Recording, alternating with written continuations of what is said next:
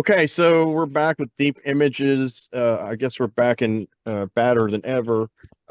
This is going to be the first appearance of our executive producer and technical director, Duane Cochran. Duane, say hello. Hello, folks.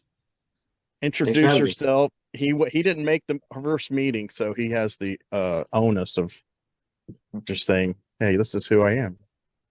If Yeah. you want to. Thanks. Yeah, glad to be here. I'm not as knowledgeable as everyone else is here. I think you guys have seen the stuff you're talking about. You've probably seen more than I have. But I did see Old Boy. So Good, because that's what we're going to talk about today. we'll try to get try to add something to this conversation. Great So lead in, man. we'll Thank see. you. We'll see.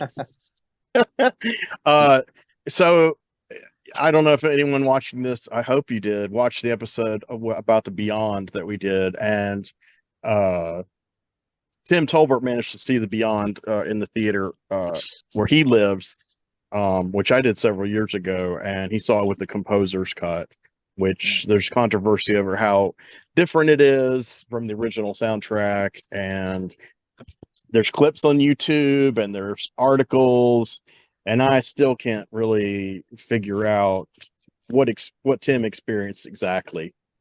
He thought it was very different, and he has a good ear, but I've seen the Beyond like a lot.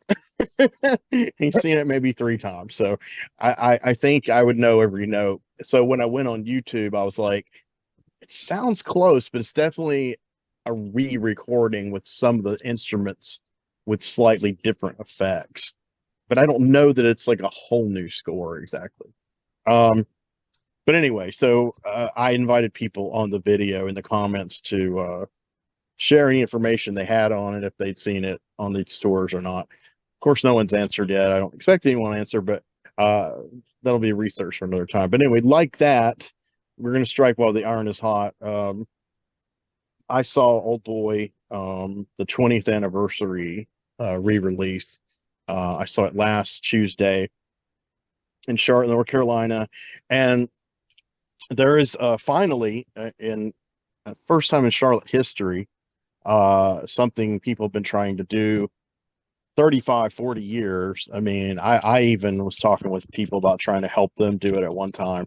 Charlotte finally has an art house theater, like an actual one, or an actual repertory, real one. Like Durham has this credible one where I saw Phantasm remastered, and they play all kinds of cool stuff. And so now Charlotte has one. It's called the Independent Picture House, and this guy Brad, he used to be the manager of the Manor Theater, which is an old Charlotte staple, which a lot of people erroneously have called an art house theater or repertory theater. It's not. It's owned by Eastern Federal. It's a corporate theater. It's just that they do have programs because people like Brad work there, and the Charlotte Film Society had showings there. So you would see things on the festival circuit and things like that nature. But then again, you'd also see like Apollo 13 and Forrest Gump. But uh, I saw Natural Born Killers there, so I guess that's kind of like the best of both worlds. Uh, but the fusion of the both sides of the manor. But so did I see that with you, Dwayne? I don't think I saw it with you in the theater. I saw it a few times in the It theater. seems That's like what I we can't we remember. might have seen it at one point together. I Yeah, think. yeah. I I think we know we did. saw it at your house once, but Yes, we did. We definitely did that. yeah. So this was exciting. Old Boy's one of my favorite movies. I mean, it's like it was my number 3 all-time favorite movie. After seeing this theater, it's number 2. So after 30 years, Dawn of the Dead has been knocked down a notch. And I don't know what to say to Ken Foree when I see him next, but it's just the way it is, man. Um, but it was an incredible experience. I'll get into it later in the video. I just want to basically talk real quick about Old Boy. Like, what is Old Boy for those who've never heard of it, who don't give a damn? This is why you should give a damn, and just the basic info. And then we're going to start with the other people here who've seen the movie and their thoughts on it and their feelings. I'm just going to ask them some questions and kind of go through it, and then we'll eventually circle back to what I experienced at this independent picture house last week. So Oldboy is a 2003 South Korean movie. It's directed by Park Chan-wook, who I personally think is one of the most talented filmmakers living on Earth. And he's only done about 10 films at most, and a few shorts. But his last film, Decision to Leave, I reviewed it on this show in our first episode. It was the very last thing we covered. So I made it the graphic because I loved the poster. So that's our graphic, a thumbnail. You've probably seen it here. Or I put it all over TikTok. So, but anyway, Decision to Leave I thought was a really strong kind of return to form, so to speak, for him, because I wasn't as into his last 2 or 3 films before it. Not because they weren't good movies, but his early work has such a high level of craftsmanship that when I saw Stoker and Handmaiden, I was like, what happened? You know? And Stoker was his sellout Hollywood movie, and everybody has to make one. And as those go, it was okay for that kind of thing. But some people love it. I think it's okay. I don't hate it. Again, it just didn't feel like a Park Chan-wook movie. Handmaiden did, but I just couldn't get into it just was a different kind of vibe. I thought for that kind of vibe of movie that came out around the same exact time, I thought Ang Lee's Lust Caution was actually a lot better. But that's just me. If you guys like Asian erotic thrillers, then you can watch them and compare them. But Decision to Leave is really incredible. But really, I don't think he's ever topped the Vengeance trilogy. And the middle movie of the 3, first is Sympathy for Mr. Vengeance, with Kang So. I always get his name wrong. The guy who starred in Parasite, who was nominated for an Oscar, that guy who was in Snowpiercer. Everybody knows who he is. Everybody's seen him. He's been in 1,000 Korean movies, and but I just can't remember. It's Kang Song Ho, I think. And that was one of his earlier roles, and that's a great movie. And then Oldboy, though, is the middle, and it's like next level. And if you want to just get into pure craftsmanship, Sympathy for Lady Vengeance is even a higher level to me. I mean, to me, it's just immaculately made. Every frame is just gorgeous, and every part of the soundtrack is gorgeous. And when I first saw Oldboy, I thought he was doing what Wong Kar-wai had done a lot, which was take classical pieces and kind of rearrange them. But that's all original music in Oldboy. I mean, it is so sweeping and symphonic and powerful. Well, with the exception of Vivaldi. Is there Vivaldi in there? Yeah, there's Vivaldi's Winter, but everything else is original. Oh, is that near the end? That's like more toward the middle. Okay. Or is it? No, it's actually when at the beginning when he's holding the guy by his tie.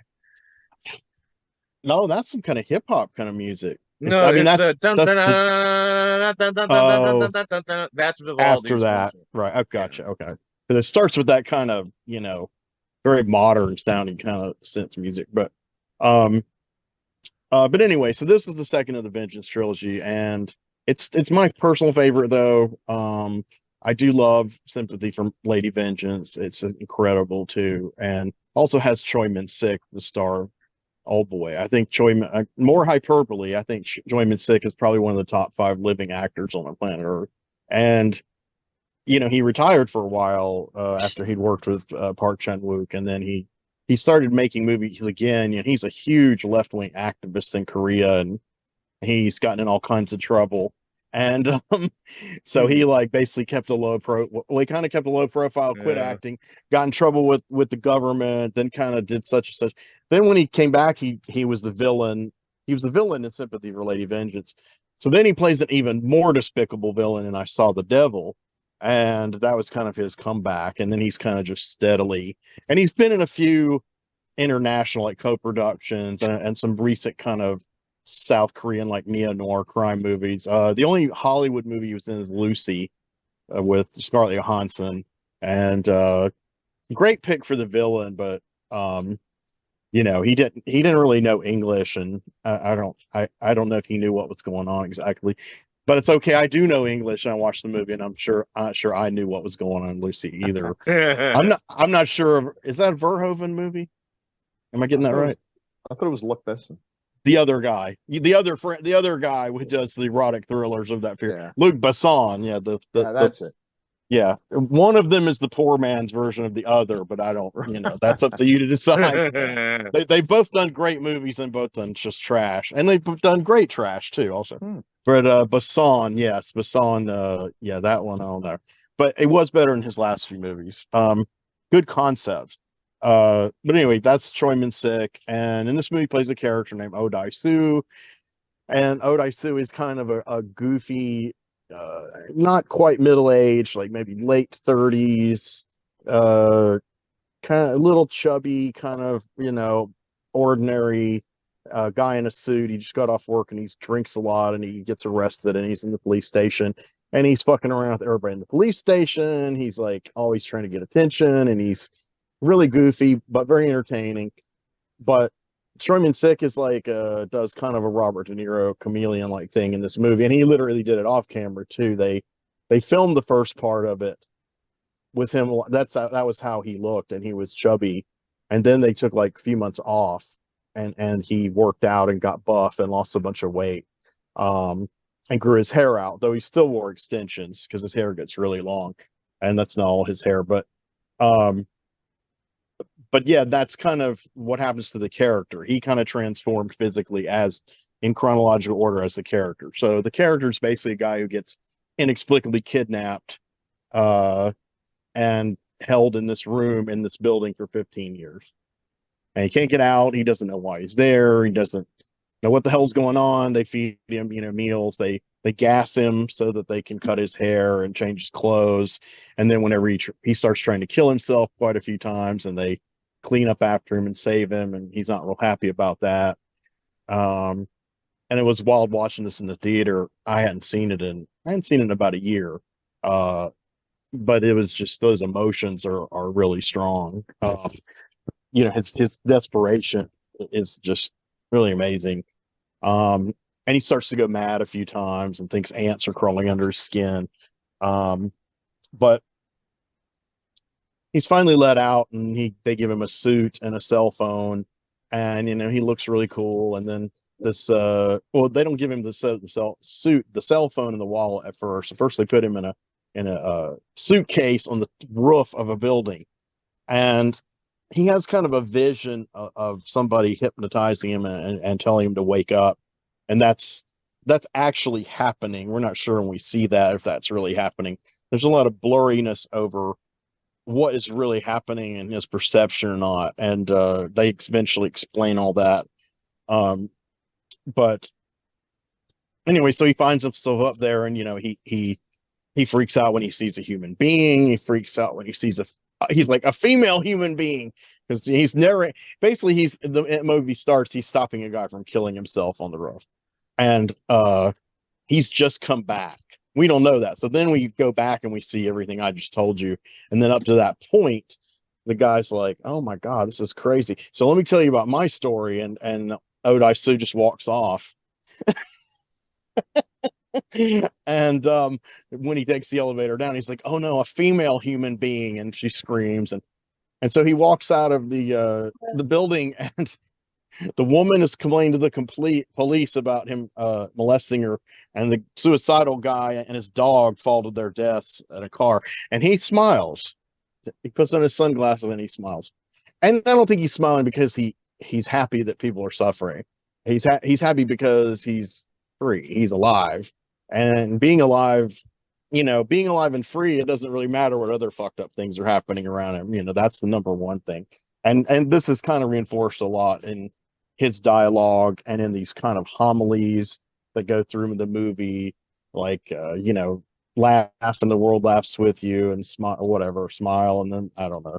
But that's kind of an ordinary one. But there's a few that are kind of particular to the movie, like even though I'm no more than a beast, don't I deserve to live, which is heavy. It's very heavy. And then another one is something like a rock and something else sink at the same rate or something, you know. It's like got these aphorisms, you know, and they pop up at times where he he kind of starts to realize what they mean.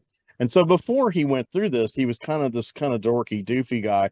But see, he spent 15 years in this room, you know, just learning things on television. So he's kind of like got a huge autodidactic education now. And so like when he meets one of the characters, he's like, he mentions some fish or whatever, and he's like, yeah, this is particular to the region of blah blah blah. And there, do you really talk this way all the time? And you know, it's like, yeah, now he does, you know. Um, and these guys try to beat him up, and they call him like a dick fuck or something. And he's like, oh, It was new dick slang shit. words. Yeah, new slang words since I've been gone. And you know, he spent a lot of time working out, and that's where the physical transformation comes in. And he just punches the wall till his hands bleed every day for years. And he's like, I want to see if all this phantom training can carry over into reality. And so he beats the fuck out of this gang of idiots. And yeah, he says, yeah, it does. And so he's really determined. You could say that. He wants to find out who did this. So vengeance is his motivating factor. So the other element to the movie is that he is also a victim of someone else's vengeance against him. So this person starts planting clues and making calls to him, and he meets a girl who's a sous chef, and he saw her on television too. The youngest sushi chef in you know, whatever, Seoul. Yeah, they're in Seoul and Seoul, Korea. And he wants to eat something living. And so the infamous scene comes up where he eats octopus. And Choi Min-sik really did eat an octopus. They killed. Originally, it was reported that there were 2 octopuses killed, octopi. Now he's a vegetarian and a Zen Buddhist, Choi Min-sik, but you know, he's also an actor and a method actor. So, but I saw a video recently that actually went through the whole thing, and actually had to go through 4 octopi. And he jokes around a lot with the crew, but you can also tell he's kind of upset. Not upset like, oh, I've got to do this, it's so gross. More upset like, I killed this poor living creature and ate it. And but it's an intense scene, and some people have questioned the necessity of it being in the movie, or why didn't they fake it. And you know, I'm not for animal death or any of that stuff. Having been said, I love Cannibal Holocaust. I like a lot of Italian cannibal movies. You know, I try not to be a hypocrite, but at the same time, you know, I'm not going to be dishonest. But I see where all that comes from. I even read an article about it for a magazine in the 90s about where that kind of performance art began and evolved and ended up with stuff like Cannibal Holocaust and Gigi Allen and whatever else you can imagine. But anyway, I don't really think that's germane to this movie. A lot of people do. I don't. But that's just me. You know, if you're an octopi lover, you might be. And what's funny about this one I saw in the theater, there's a new introduction by Park Chan-wook, and he talks about the movie. It's very serious and it's very dark, but it's also humorous in ways people don't really seem to get or understand always. And then he said, and if you're a lover of octopi, you're gonna have a lot of problems. And half the theater laughed, so that was half that's seen the movie before, I assume. But anyway, suffice to say, you know, he goes through this guy's machinations. He meets this young sushi chef, and they start kind of an affair. She's much younger than him, and you know, all the stuff kind of unravels until you finally hit this enormous twist at the end, which we'll probably get to before this video is over. But I want to kind of get onto some other people first. But that's the premise. It continues to get more and more shocking, but in different ways. I mean, you know, like there's a torture scene that's kind of infamous of him torturing somebody. And then there's a scene where he's tortured, but ends up kind of getting out of it in kind of a humorous way. But you know, then the ending is a social taboo. And so much so that allegedly the American version by Spike Lee, the remake from 2013, changed that ending, changed the reveal. But actually, I finally saw that movie a year ago, and they didn't change that reveal. They changed elements around it, but they did. They changed the circumstances of why Yeah. the guy wants revenge on him. And it does involve the same social taboo, but the social taboo that the guy forces Odai-Sue into, they didn't change it. They just That didn't change. Right? No, they did change the resolution. It changed the resolution. And to me, honestly, you could argue that Odai-Sue in the original is more selfish in that he would want to try to figure out a way to still hold on to what he's found, even though it's very taboo. Whereas in the remake, he's just like, fuck this, and get out of my life. And to be honest, though, even though, yeah, that's more moral by society, and part of it's because Josh Brolin almost always plays assholes. He's really good at it. I thought he was a dick. I didn't think Choi Min-sik was a dick, even though he was being selfish, but it was for love. Whereas you could tell that Brolin's character didn't really love Elizabeth Olsen's character. Yeah, I would agree with that. I think he just completely used her. I'm not saying that the Odai-Sue didn't too, but then he also thought she was using him, and there's this back and forth. And also they were both under hypnosis, and it's just also conflict. So anyway, Duane, when did you see Oldboy last, and what did you think about it? What were your impressions of it? Dude, I've only seen it once, and I saw it in probably 2005, 6, something like this. So a few not years long after it, yeah. It and just thinking about it, a few things stuck with me a lot. Teeth and the hallway fight scene, and I don't know. I don't want to spoil. I don't know if we're doing like non-spoilers or anything, but like we're doing spoilers. But okay, yeah, the relationship, the incest stuff. But I'm wondering. We said it, folks. That's the taboo. Okay. But I'm wondering. I've been watching The Boys on Amazon Prime, and I've forgotten about the octopus scene where he's forced. Isn't he forced to eat the octopus? No, he wants to eat something living. No, he's not forced to. He wants to eat something living because he's just he's like I said earlier, his worldview has changed. He has a very different perspective on. But there's an octopus eating scene in The Boys, and I was wondering if there was any inspiration. I think so. Yeah, it was probably a nudge. That wouldn't surprise me because that's a very infamous scene. Because it's one of the things that, of course, everyone talked about when they did the American remake, but they didn't do it in the American remake. Now, is this the close quarter fighting? Mm-hmm. I'm not as knowledgeable with film. Is that something did he kind of start that, or was that done before? Or well, what he did was even though it took like numerous rehearsals and shoots, from everything I've read, Park Chan-wook was the first person to do a one take, left to right pan fight scene in one take, all the way beginning to end, with all the action. Like they ran through it all the way. Well, Daredevil has acknowledged that those scenes are direct homage to pretty much. Okay. Oh no, not pretty much. No, very much so. But they're very much okay. All right, cool. Yeah, they're not. I mean, they're fans. And the thing is, they're not trying to outdo Park Chan-wook. They're kind of trying to say, can we do this in a superhero action show? Can we get this same kind of vibe? This rawness in one take. And they took tons of rehearsals too. And, they had even more problems because obviously, he's wearing a costume and he's got a stunt double. So there's literally times I've seen the breakdown. And there's literally times when they do the one take fights, especially in season 3, where he's not wearing the costume when he does the fight. And the stunt double like flips over a table and Charlie Cox is already back there. And then he comes out in the doctor's office. And and that's one take. So that could have easily looked like shit. So they probably shot it a bunch of times.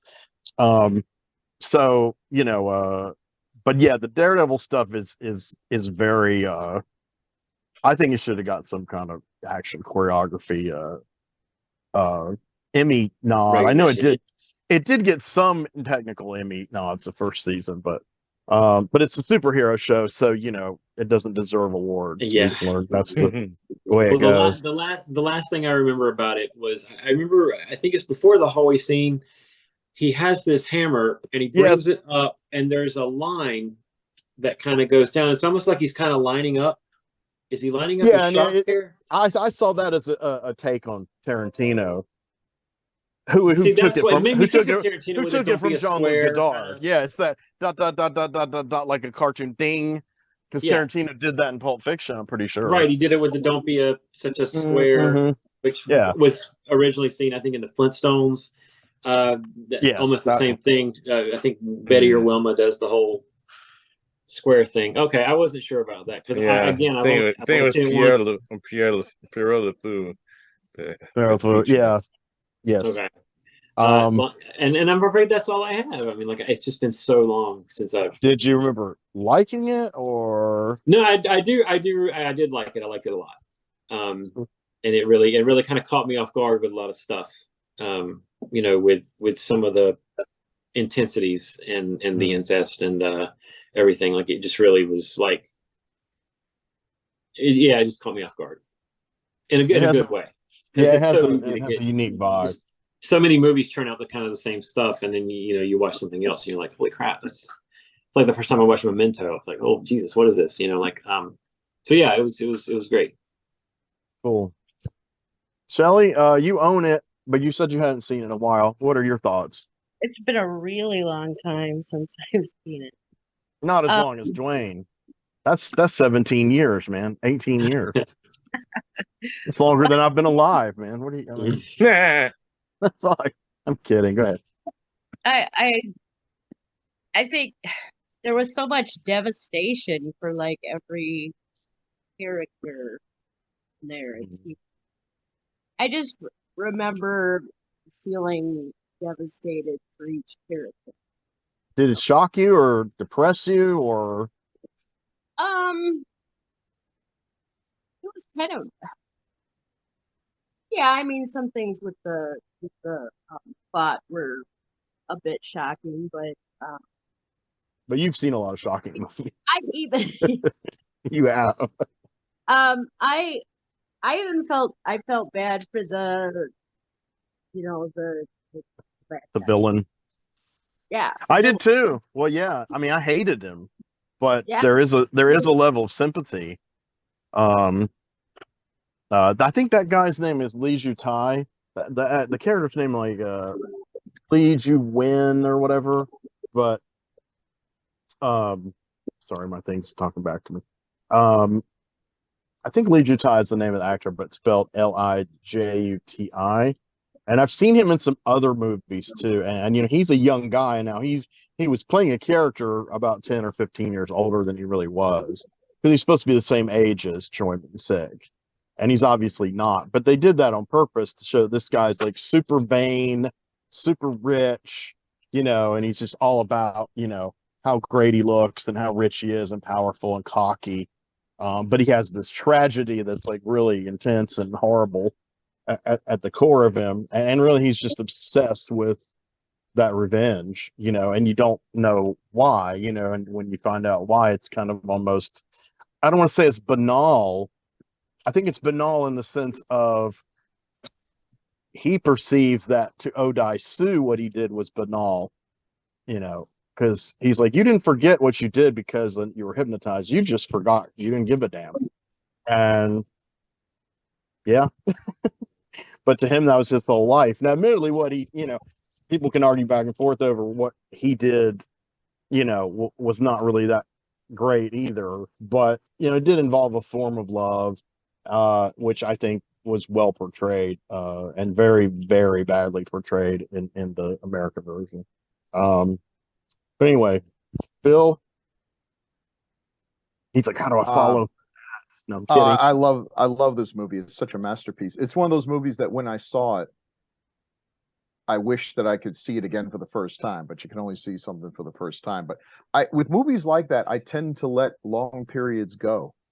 so that when I watch it again, there's so much I've forgotten that I remember the high points. I remember the basic. There's no shocks left. But yeah, like I totally forgot about the octopus scene, and I think I forget about it every single time, and when I see it, it surprises me again. It's just it's so well made. It's just so well made. Every shot is thought out, and I love films with good composition and good editing and good choices of where to put the camera. And this is the work of a master. I love Sympathy for Lady Vengeance. Of the Vengeance trilogy, that's my favorite story because it's it's simple compared to Oldboy. It's a fairly simple, straightforward story of vengeance, and I just love vengeance movies. I don't consider myself a vengeful person, but then I haven't had much reason to be. You know, the people who have wronged me are scumbags, and they can just live their lives as scumbags. I don't really care. Yeah, I don't even think about it. No scars at all. Nope. I'm just going to use their names in every novel I ever write, and bad things will happen. Yep, barely on my mind. But I love vengeance movies, and when I see a good one, like I remember my wife told me when I was watching one of the Kill Bill movies that I just had a smile on my face the whole time because I just love watching that theme done well, done with the joy of it. But this one really, if you like vengeance, this movie kind of makes you think because it doesn't do anyone any good. Here's two men who are seeking vengeance and basically destroy themselves to some degree over it. And I guess the interesting thing about it is that this film looks at two ideas. The one is knowledge will set you free, and the opposing thing is ignorance is bliss. And you could make a good argument for either one, but I don't know. The ending is so ambiguous. It's one of those. I think there was.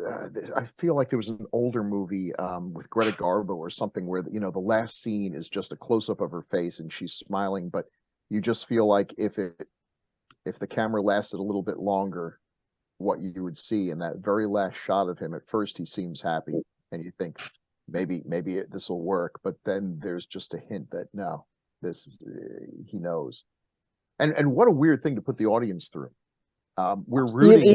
We're rooting for the guy to succeed so that he can continue having incest with his daughter. It's like that's the happiest. Well, that's what I was saying. It's because of the way it's done, the way it's written and presented. Right. And because we've been with this character for so long, and it reminds me of like Hitchcock, who I feel like Park must have been a Hitchcock fan. He had to be. Sure. When you watch Psycho. And before we realize that Tony Perkins, spoiler alert, is his own mom, we're rooting for him. We're rooting for him to get away with this. And when he's like burying the body in the car and the car suddenly stops sinking and he's looking nervous and like, I feel bad for him. It's like, oh no, poor Tony Perkins. He's not going to get away with his mom's murdering thing. And then you realize at the end, I was rooting for the murderer all along to get away with it. It's just such a great portrayal. God dang, that is some good acting. The final scene where he is begging the villain not to reveal to his daughter everything. The range of emotions that he goes through. Yeah, just everything. He can turn on a dime. Oh yeah, from anger to just pure pity, and it even touches the heart of the villain, which is amazing. I guess. Yeah, when he kind of puts his arm around him, that's heavy. I did not see the American remake, and one of the reasons that I had no interest in seeing it is one. The best you could hope for is that it would be as good, and the likelihood of that is slim. So has no reason to exist. Occasionally, a movie like Let Me In, which I love, Let the Right One In, and Let Me In is a good film. It's just not as good as the original. Sometimes you still manage to get a good film out of an unnecessary remake, but I just couldn't imagine this. But when I saw the coming attractions, I realized that they made the villain into more of a typical snarling bad guy, the kind of he's really terrible. I mean, the performance is terrible. Everything about, I mean, very bad casting because, go ahead. This guy is smooth and slick, and just then you see there's a sadness to it too. I mean, this is just a really great film. Now, the fight with the hammer, that's what got me. I kept hearing people say, oh man, the fight with the hammer, and I saw it, and it is marvelous. I think what I really liked about it was that, like, I love Jackie Chan movies, But Jackie Chan movies are totally a fantasy. He's doing all this, and his big thing is, you know, he added the element that he got hurt doing it, as you would if you actually punched someone in the face. But I never thought Jackie Chan looked like he was hurting anybody, as opposed to oh God, I'm drawing a blank here. The guy who he was in one of the Lethal Weapon movies. I can't remember. Martial artist. But Jet Li. Jet Li. Thank you. Jet Li looks like he's genuinely hurting someone. Like I feel like there's an entire hospital full of extras at the end of a Jet Li movie. Yeah, he probably was. This fight does something that very few fights do, which is as the fight goes on, everyone involved is getting tired because they are indeed getting tired. This is a long take and they're doing a lot of stuff and they're getting exhausted. By the end of it, he can barely stand up, but he's just that will to keep smacking with that hammer and stuff. It's so realistic. He's not a superhero, you know. So you're vested in it. It's hard to get vested in fights. If you've ever seen or been in a real fight, you know you can't be punching each other like, you know, you're John Wayne in some movie where you're just punching back and forth. Every punch sounds like it's breaking down a wall, you know. That's not realistic. This stuff is so realistic. So, I mean, this is a hard movie to get around. It's not an action movie, but it's got some of the best action sequences. It's a mystery, but for the longest time, we're not even following the right mystery. We think, like the main character, the mystery is why he was imprisoned, and the real mystery is why he was ever let out. Right, when he tells him maybe that, if he had asked that question early, you know, maybe he would have gotten further. You know, we get to the solution, but it doesn't make us or the character any happier. This is really super well done. It's a tragedy. Yeah, but it has so many touches of other things. That's why I like it. A lot of horror fans love it, I guess, because it has extreme elements and it's intense. It does, you know. But look at how smart he is. You know, if you actually showed a guy knocking someone's teeth out with a hammer, it's a special effect. It's a gross special effect, but it's just a special effect. Showing him about to do it, moving away, hearing the sounds, cutting back to a pile of teeth on the keyboard. You know, it is more effective. It's not easy to pull off anymore because audiences actually expect to see you slice someone in half and chainsaw them and the guts flying out. We've seen it, so we expect to see it now. So you have to be a skilled filmmaker to do the implied violence and still make you feel like. That's why. Same when he cuts his tongue off. Yeah, because he's got the scissors, and you don't see this part, but when they connect, it's like, it can be done, and because otherwise, as good as it would still just be a special effect. I've always thought one of the scenes that made me literally rise out of a chair, and I was not alone in the movie theater, was the Dead Zone, when the one guy kills himself by putting again the scissors, that was gross, and just lowering his head down, and everyone's like, oh, that just about showed everything. Yeah, you know, we didn't see it, but we saw enough. We saw aftermath. Guys, I hate to interrupt. I need to pop off. Okay. Thanks for letting me hop on. Nice talking to you guys. And see you, Duane. All right, y'all have a good night. Duane. Appreciate you. Take care. You too. So I mean, this is a masterpiece, and I guess one of the reasons I like it so much, I don't have time anymore for things. So often when I'm watching a movie, I'm multitasking. I have to. There's just not enough time for everything that's going on. Especially this year at school, I have no planning periods. But when I'm watching a foreign film, I don't watch dubbed versions. I hate dubbed versions unless it's a Godzilla movie. I don't like the dubbing, so I have to watch it with subtitles. And when you're watching with subtitles, you can't You got to be paying attention because you're reading it. Now, I prefer subtitles, and after a while, when I think back on this movie, I remember them speaking in English. That's because it's like you've read a book. Once you've read the subtitles, you don't even need to really. You can watch it from the other room the next time. Conceivably, I have. You know, it's a surprising thing, though. I don't think most of us realize that we really don't know how other people think. And when I tell people, like when I'm reading a book, I'm hearing a voice in my head reading this book. I actually, and I don't hear it. It's more like I hear the idea of hearing it. I don't know exactly how to describe it, but I do feel like there is a voice. And when I remember it, I remember his voice. When I remember things, I remember it as though it's a movie, a visual thing, the idea of a visual thing. I explained this to someone. They looked at me like there was a thumb growing out of my head. And they explained how they remember things or think back on the past, and it made absolutely no sense to me. I'm just wondering, maybe we all have. Well, I think different people ways. who have a creative bent and or are attracted to creative things, I believe, and this is just based on my own life path, especially in recent years, I believe there is a connection. You're connecting up to something else, and in the dream world is part of it. And when you're channeling, when you're writing, I mean, my characters tell me what to do. I literally have finally become that guy that the stories write themselves. When I try to contrive a story about my characters, that I usually just throw it away afterwards, and then I just wait until they reveal it to me. And so you would be a seat of the pants kind of guy when you're writing. Well, it's there. I mean, my ex-fiance was a witch and a mystic and an artist, and she was very brilliant and powerful. She hurt me a lot, and I can't say she's the perfect person, but she was very in touch with that kind of thing. And I have a close artist friend named Heather, who's kind of like that now. And I've known other people like that, but I finally have I've changed and evolved so much in the last few years that what my ex-fiance did was explain to me what my story was about and what I was doing, and that it was a work of alchemy, and that I was channeling another reality. And after I became in touch with what I was doing, you would think, well, I know what I'm doing. Now I'm doing on purpose. It's the opposite. Once I became in touch with that, then it became even easier. And I started dreaming things that now I can use in my story. I used to always wish I could do that, but that could never get a whole scene that would really, but now I've been able to, with minor alterations, translate some of my dreams into credible scenarios that fit into my universe. And some of it's very, very dark stuff, but I've always wanted to go there too. I've had dark themes all through my stories, but I haven't had a huge amount of graphic sex and violence. But now I do sometimes. I mean, in other words, if it feels right, that's what happens. Right. So my stuff could never be rated.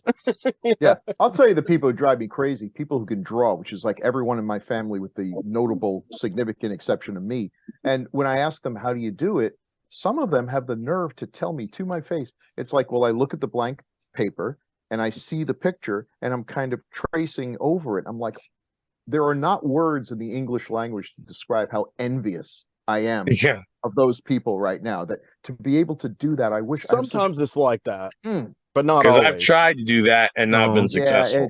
No, I'm a visual artist. I don't know if any of y'all seen my visual art. Yeah, I've seen your stuff. I've designed all my characters. I mean, I used to be a lot better when I was a teenager. I'm slowly getting back what I kind of threw aside for 25 years, but I'm a little more realistic now, like I was then. I got too cartoony, and a lot of my art and the way I do my characters, you would think that I have a lot of comic industry people on my list. You would think they would like my work because we grew up with a lot of the same influences, but actually it's the surrealist artists and fantasy and horror artists from all over the world. I know tons of them. They're from all over the world. Very few are American. Almost all of them are women. They're all brilliant artists, indescribably brilliant. And that's how I met my ex-fiance, actually, through that scene. And they love my Flickr Street stuff. But the comic book people, they're just like, they think it's a joke, and that's okay. That's all right. And that's probably why people, are I got negative we got negative hate mail about the what's it, then my brain's going like the Secret Invasion show, the first one. And I just I deleted it because it's like you can't win those kind of arguments. Because it's just these are people who would you argue? These are people who sat down and wrote a long hate letter about Secret Invasion. Well, it was short. My God. But it was very pointed. I mean, it was I know. And my whole thing is like, no one's even watching it. It's the least of all the Marvel things. If you said something bad about Avengers Endgame, I'll be with a torch outside your house. I love that film. But I don't know, kidding. No movie is worth arguing. And did you really? I couldn't get Oh, I into it. loved it, and so did Keith, and so did Tim. And that's what the show. Check out the show when you get a chance. I mean, we don't Okay. just go, but we're not like fan bros. We don't just go, I No, love no, it. no. It's unreservedly brilliant. It's Marvel, dude. But we're not like fan bros who are like, I hate it. I hate it. It's garbage for these other reasons that really aren't really why it didn't succeed in a lot of ways. They don't have any critical thinking skills. They don't have that much knowledge of the source material as they purport to do. And they just embarrass themselves, but they have like a huge scene, and that's why they're never going to like the stuff that me and Tim talk about when we do these deep dives. And now Keith's kind of with us. I didn't expect that because me and Tim have been wanting to do this for like a couple of years, but Keith is an artist and he's into comics and all this other stuff, and he's done comics, and well, the three of us were kind of breaking it down. What was good about it, was bad about it, what we personally liked about it, and all these different things. And that's not the level at which fan bros mentally transact. That's not how they consume art. They I'm don't. distressed at how much I am not into the Marvel stuff anymore because I loved it. There was a time when I absolutely loved it, and I've just sort of, I'm not hating it. I'm just not really into it. I'd Oh, I rather know. see stuff like Oldboy, and I really do hope that there's a return to writing stories, and they don't have to be full of special effects, and that means they won't cost $200 million, and a movie, doesn't have to be one of the biggest breadwinners of all time just to break even. When we look at what's been coming out lately, and Blue Beetle just came out. Blue Beetle apparently is a very entertaining film, but it's not going to make any money. It's too expensive. It doesn't. These things don't have to be that pricey. Superhero stories don't have to be that expensive, but we're in this thing where no, we have to keep upping the ante and showing new things, and it's tiresome. Just give me some good characters. The first X-Men Storyline. movie, which I still adore, it's one of my favorite movies. It only cost 75 million, and they were on a very, very tight deadline, so it was barely even in form to be shown. But the first Star it Wars had movie humanity was to a very it, low, was a reasonably low budget for a science fiction movie, pretty low budget, and was doing groundbreaking special effects and That's because he inventing new got all things. those people who had been kind of coalescing in the early 70s who worked on like Flash Gordon and Dark Star and all these We movies. may not. He got them It's all true. together in one movie to work We for might not cheap. be able to get that anymore. No, so influential. Oh my God. Andrew, he saw it for the first time recently. Yes, I actually saw the Spike Lee version first. Because I knew someone in it, and I was impressed with it. But most of what I liked about the Spike Lee film was stuff that came straight out of the original. So the ending was changed a great deal. So that the actor I knew who was in it is Steve Houck, and he played Arthur Pryor, who was the father of the bad guy. They had changed the situation, the incest situation, a little bit, and made it so that the father got involved with the daughter, and Steve believes also with the son, although that was not directly said because I got that. I got the impression that he was fucking the whole family. And Steve is openly gay, so and he's said that he considers all his characters to be gay regardless of whether they're open, so that element was in there as well. And so his character comes in and he kills his wife and his daughter, and he tries to kill his son, and he thinks he killed his son, and he blows his head off, and it's not very good CGI. It has nothing to do with the scenario in the original. The scenario in the original is only the brother and sister. You never see any of the other only the brother members. and sister in the film, so it's a whole family in the film. And so the ending is actually totally changed because, like, instead of journaling his experience, it's like letters to his daughter, and then at the end of the film, he ends up giving the letters to his daughter, but she doesn't know that she's his daughter. And he checks himself back into the hotel and gives them all the money he has that he was given before. And it's an interesting ending. I just don't buy it.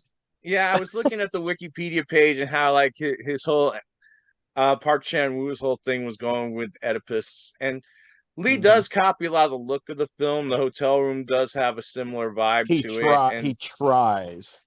Yeah, he'll never be that good. He'll never have a cinematographer. Visually, he could hire the same cinematographer. It will never look as good as the original. I'm sorry. Yeah.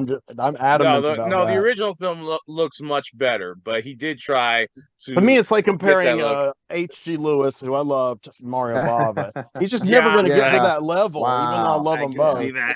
You know, I can see that. I like Spike okay, but I mean, seriously, Park is Spike Lee.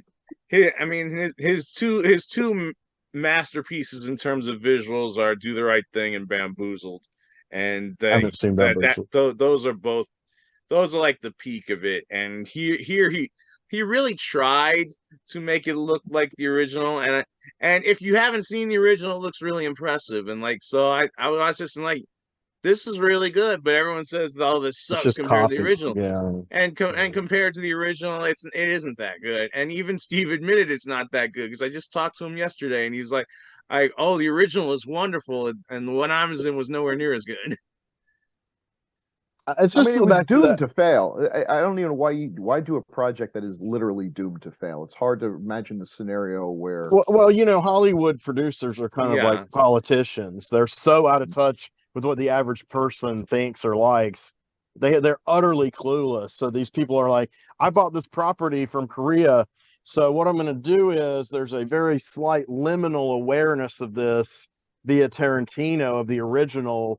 And so we're going to hit that audience somehow, but we're also going to like sell out completely and get a big audience too. We're going to trade off the name recognition of a name no one knows. And it's like, have you really thought this out? Yeah.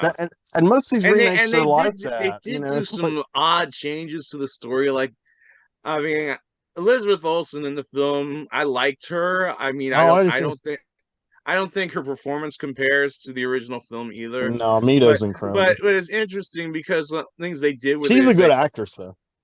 Yeah, she is very good. I think. But in terms of like the story, they had her like working for the Innocence Project, and it was like they felt like they had to add all this stuff to make it like clearer and like more realistic and all this kind of stuff. And so she was working for the Innocence Project, and it talks about how he deliberately manipulated her so that she would fall for this guy who was her father. And it went into a lot. It went into so much detail that they actually had him get on the phone and say, I'm trapped in a hotel room and I can't get out, and I'm not sure if he knows. Like, we don't know who he's talking to him, but he's just he wants to get out of this hotel room. He's like, I'm trapped in a hotel room, please help me. And he doesn't like get a response, I think, because it looks a little more like a hotel room in the Spike Lee version, although the decor looks very similar. Yeah, I felt the bathroom looks more like a normal bathroom than it does. Yeah. I mean, I have a real problem with Josh Brolin. He's a talented guy, and I thought he was great as Thanos. I don't think has never done anything as good as Thanos, though. I mean, because at least with Thanos, you know what you're getting, and he actually delivered beyond your expectations. So because they were low, you know, like how are they going to pull off Thanos? You know, much less make him that's maybe arguably the most sympathetic character in the movie. You know, we knew Jim Starlin can do it in the comics, but can they do it in the movie? And that was pretty cool adaptation, you know. But he almost always plays like really callous, mean, coarse, you know, belligerent, crude motherfuckers that like you just his dad. Out. I mean, he looks like his dad. I don't know. I thought James Brolin was likable in Westworld, Marcus Welby, Amityville. I don't remember him playing any asshole. I mean, but I haven't seen his whole like filmography. But I saw Westworld in December, and I thought his character's kind of an asshole. Well, he was compared to Richard Benjamin's character, and the TV show really did a nice analogy. You know, and sequel / remake of those two guys, and that was really well done. But I like that. And that's another guy, Benjamin Barnes. He's great at playing assholes, because he did one in The Punisher too. But he's one of those guys, in real life he has like 5,000 women, and and he plays those kind of characters, and you're like, I should hate this guy, but for some reason it's kind of likable in a weird way. But but yeah, I mean, I always liked James Brolin. I was surprised when his son became like a huge award-winning actor, and I saw his work. I'm like, well, yeah, he is kind of a more deeper actor than James Brolin for sure. But I just was like, I think he's good at comedy. I think he's good at drama. I think he's good at being mean. But I think he doesn't have any nuance in Old Boy, and some of that's probably his fault, but most of it is, you got to blame the director. Yeah. I mean, he chose to depict a character who had not really evolved to the vast extent the original character did. I would agree with that too. Odai Sue really evolves over his 15 years, and the Josh Brolin character doesn't. Yeah, Brolin is like Joe Doucette. He was called what Joe Doucette, and when you see him having that affair with his secretary, see, to me that's a gratuitous thing. They didn't need to throw in that whole beginning part. That wasn't from the graphic novel or the original movie. That was like Spike Lee's like, I'm gonna not just make this guy a guy you think is a goofy, unlikable dude. I'm just gonna make him a piece of shit. Yeah, and it's like, but he forgot to redeem him. I mean, this is he's like, oh, whoops, I missed the point of the first one. Can I remake it again?